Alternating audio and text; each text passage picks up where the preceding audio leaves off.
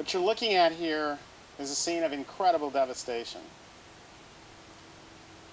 There was literally an inferno that roared through here, taking all life in its path. But what looks like devastation isn't completely devastation. In fact, there's new life sprouting all around us. As you can see, at the base of the chaparral, it's already resprouted without any water. And if you look close throughout the hill, life is returning, seeds are sprouting. It's a mixed message, because this fire was so hot, it literally made the soil hydrophobic, water repellent. And that means that water falls on it, takes the seeds, takes the soil with it. So we're really standing in a very precarious position. Whereas we have some chaparral resprouting, to restore this, because this was so utterly burnt, we actually have to get back in and do some planting. And working with the dirt, with the soil, with the mulch, with trees, to reestablish life here that's going to replace what's literally been swept away by slow erosion and will be really swept away by a flood once there's a heavy rain here. Some of this is natural phenomenon. We've always had fires, but through mismanagement of this ecosystem, we've made things much worse. And this is the challenge that's calling us to stand up and confront and to take action.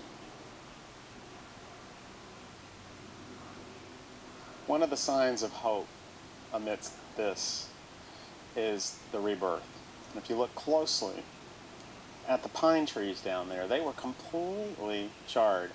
All life appeared to be gone from them. But that's a Canary Island pine. And the tufting of all that new growth is what those trees do. They resprout after fire. They're also smog tolerant and drought tolerant. Over the last 30 years, Tree People has worked with almost 2 million kids around Los Angeles who've planted these all over town.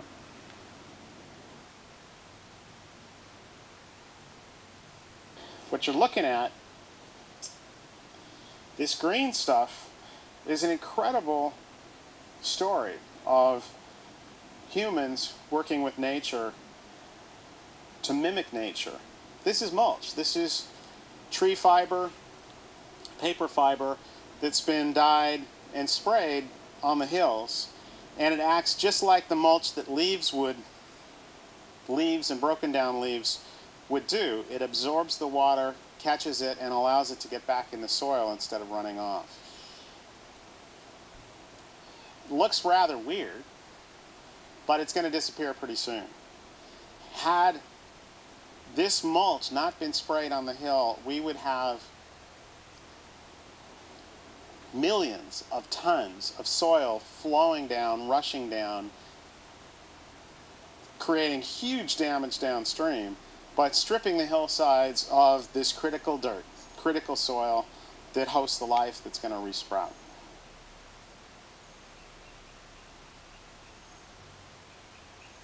Here we are in the city, the human-nature interface, and we're being invaded.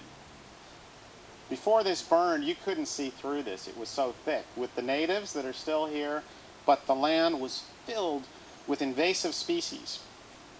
The challenge with nature's ability to resprout so aggressively is that more aggressive than the natives are some invaders. Invasive, non-native species. Things like this castor bean is coming in rapidly, radically, and it's going to outcompete the native grasses. If left to its own devices, it will take over. It will take the available water away from all the natives and keep converting us to a much more flammable, non-resilient urban forest and urban park. The goal now is to make this park climate resilient, healthy, and safe. There's a great opportunity now to restore this to a much more native palette of plant species and get rid of these bad guys.